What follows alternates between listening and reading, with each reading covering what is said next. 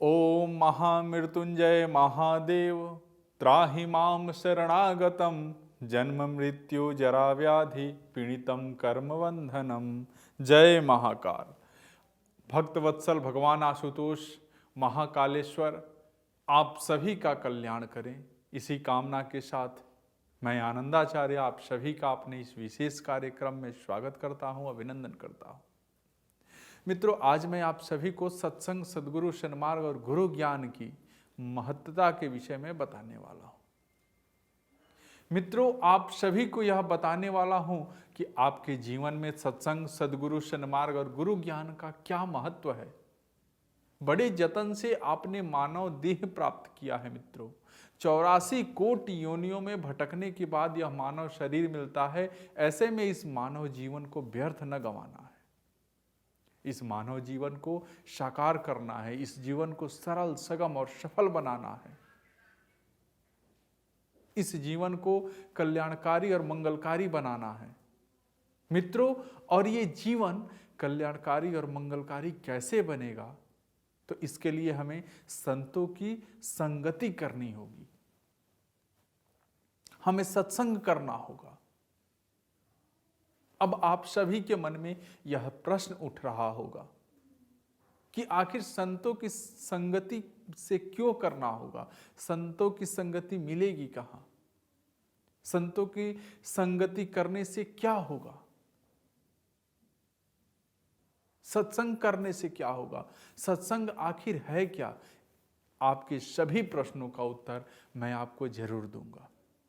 दर्शकों, मैं आप सभी को यह बताऊंगा कि सत्संग क्या है, सत्संग करने से आपका जीवन कैसे बदलेगा, सत्संग से आपके जीवन की दशा और दिशा में किस प्रकार का सकारात्मक बदलाव आएगा, आपके जीवन में कैसे सकारात्मक ऊर्जा का संचार होगा, कैसे सत्संग करने से आपके सोच और समझने की शक्ति में अद्भुत बदलाव आएगा।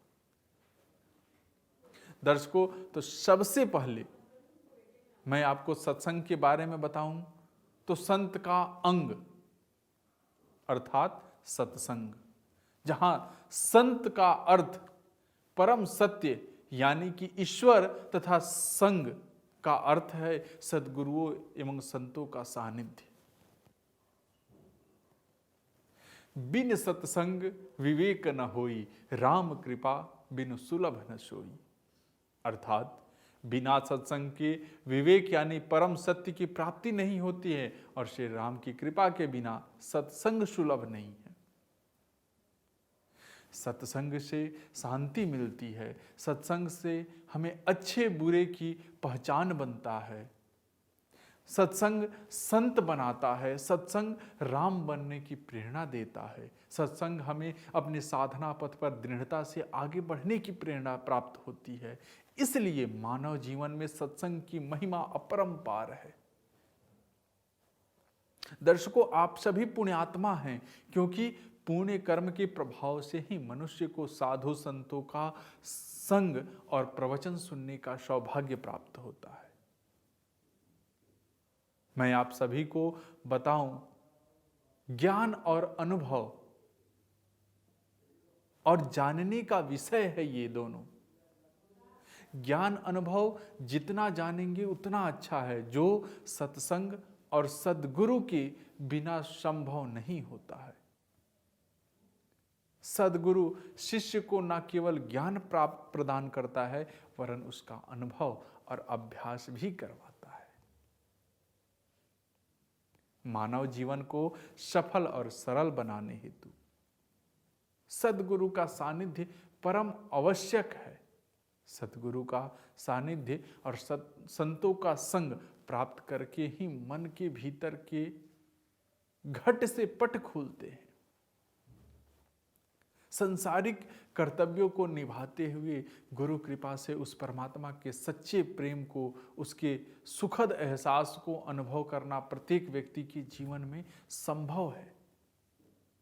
चाहे वह व्यक्ति किसी भी जाति, धर्म, संप्रदाय एवं संस्कृति का क्यों न हो, उसे बस जरूरत है खुले हृदय से, सच्चे मन से, दीन भाव से अपने ज्ञानदाता सद्गुरु के समक्ष अपनी हार्दिक इच्छा प्रकट करने की। दर्शकों, मैंने पहले भी आप सभी को बताया है कि सच्चा सद्गुरु वही है जो परमात्मा और परमानंद का अनुभव कराता है, जो शिष्यों को साधना का मार्ग पर चलते हुए उस पर परम तत्व को प्राप्त करना सिखाता है। किसी भी शिष्य के ऊपर गुरु की यानी कि ज्ञानदाता की असीम अनुकंपा और दया होती है, उसे व्यर्थ भटकने से बचा लेता है और खुद में ही मौजूद शांति के स्रोत से जुड़ने का सरल सुलभ रास्ता बता देता है। मित्रों, धन्य होते हैं वो ज्ञानदाता जिनकी असीम अनुकंपा से हमारा मानव जीवन सार्थक हो जाता है। ज्ञानदाता की प्रेरणा से ही एक शिष्य आगे चलकर देश और दुनिया भर के लोगों को सन्मार्ग के रास्ते पर चलने के लिए प्रेरित कर पाता है। मनुष्य के भीतर सुखी और संपन्न होने की जन्मजात इच्छा होती है, जिसकी पूर्ति हेतु वह जीवन भर मनसा वाच कर्मणा प्रयास करता रहता है, किंतु वह खोज वह अपने अंतःकरण के बजाय बाहर करता है। प्रयास करते करते उसका जीवन अंत हो जाता है, परंतु उसका हृदय प्यासा ही रह जाता है।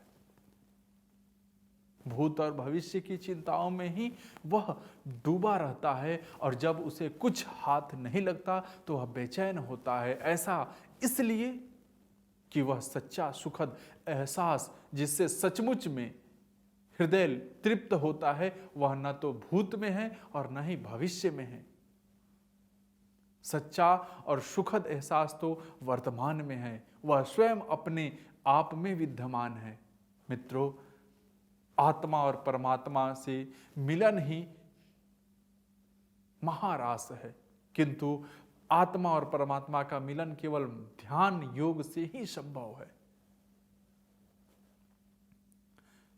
प्रत्येक जीव परमात्मा का ही अंश है, परंतु वह परमात्मा से बिछड़ गया है।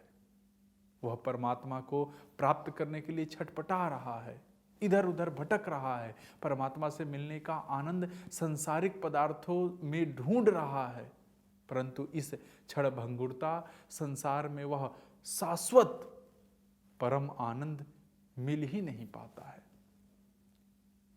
क्षणभंगुर विषयों के आनंद में मस्त होकर वह मनुष्य अपना परम लक्ष्य को ही भूल जाता है। दर्शकों, आनंद की प्राप्ति हेतु सारी दुनिया दौड़ रही है, पर सभी सांसारिक सुखों का अंत दुख के रूप में ही होता है और अंत में मनुष्य खाली हाथ इस दुनिया से चला जाता है। महान शासक सिकंदर का उदाहरण आप देख लीजिए। मनुष्य के जीवन में एक दिन ऐसा आता है जब संसार का सारा सुख, ऐश्वर्य, धन, संपत्ति सब छोड़ करके इस संसार से खाली हाथ सदा के लिए विदा लेना पड़ता है, सदा के लिए जाना पड़ता है। तो इसलिए आप सभी से निवेदन है, जितना समय बचे उसमें सत्संग कीजिए, उसमें खुश रहिए। आज बस इतना ही, फिर हम कल एक विषय पर, अलग विषय पर चर्चा करेंगे। जय महाकाल।